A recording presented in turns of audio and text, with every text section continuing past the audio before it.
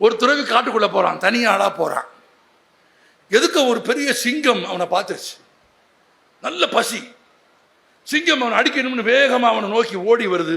துறவி பார்த்தான், எங்காவது தப்பிச்சு ஓடி போய் ஏறிடலாம்னு பார்த்தா கண்ணு கட்டின தூரம் வரைக்கும் மரம் இல்லை.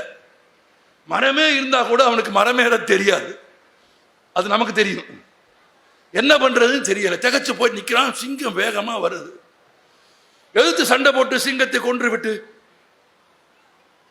பிறகு ஒரு பெண்ணோடு காதல் செய்கிற அளவுக்கு அவன் தமிழ் சினிமா கதாநாயகனா? ஒன்னும் செய்ய முடியாது. துறவி பார்த்தான், எப்படியும் சாக போறோம், சாவதற்கு முன்னால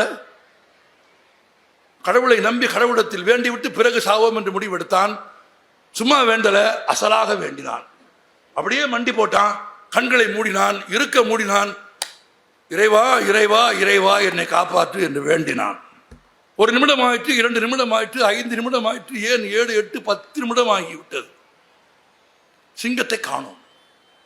அவனுக்கும் அதற்கும் இருந்த இடைவெளியில், அது ஓடி வந்த வேகத்தில், அதற்கு இருந்த பசியில், அது இந்நேரம் அவன் குரல் வழியை கடித்திருக்க வேண்டும். ஆனா காணோம். கண்ணை திறந்து பார்க்கவும் பயம்.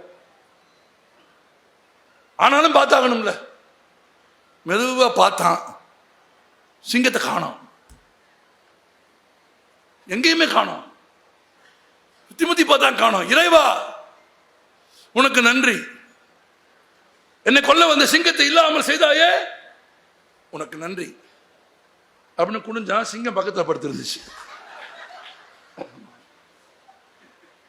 சிங்கம் என்ன பண்ணுதுன்னு பார்த்தா அது பிரேயர் பண்ணிக்கிட்டு இருந்துச்சு.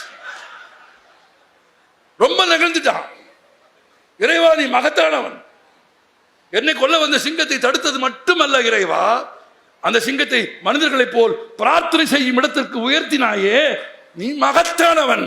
சிங்கம் சொல்லுச்சு, மெதுவாக பிரார்த்தனை செய், என் பிரார்த்தனைக்கு இடையூறு செய்யாதே.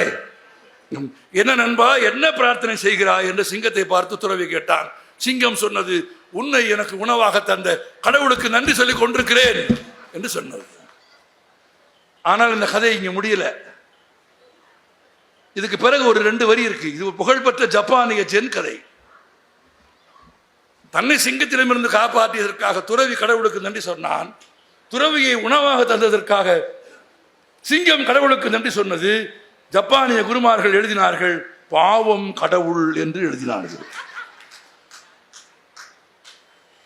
இந்த கதை என்னை யோசிக்க வைக்கிறது. இப்ப கடவுள் யார் பக்கத்தில் நிற்பார் என்று நான் யோசிக்கிறேன், இல்லையா? யார் வலிமையானவர்களோ அவர்கள் பக்கம் கடவுள் நிற்கிறார். தன்னை காப்பாற்றிக் கொள்வதற்காக கடவுள் அந்த வழியைத்தான் தேடுகிறார். ஆமா, அவரே தோல்வி அடைந்து விட்டால் பிறருக்கு வெற்றியை கொடுக்க முடியும். எனவே இருவரில் யார் வலிமையானவர்களோ, ஒருவேளை அவன் துப்பாக்கி வைத்திருந்தால், அவனிடத்தில் கூர்மையான ஆயுதங்கள் இருந்தால் அவன் தானே வென்றிருப்பான். யாரிடத்திலே அறிவு இருக்கிறதோ, யாரிடத்திலே புத்தி இருக்கிறதோ, யாரிடத்திலே ஆயுதங்கள் இருக்கிறதோ அவர்கள் வெல்வார்கள். யார் வெல்வார்களோ அவர்கள் பக்கத்திலே போய் கடவுள் நின்று கொள்வார்.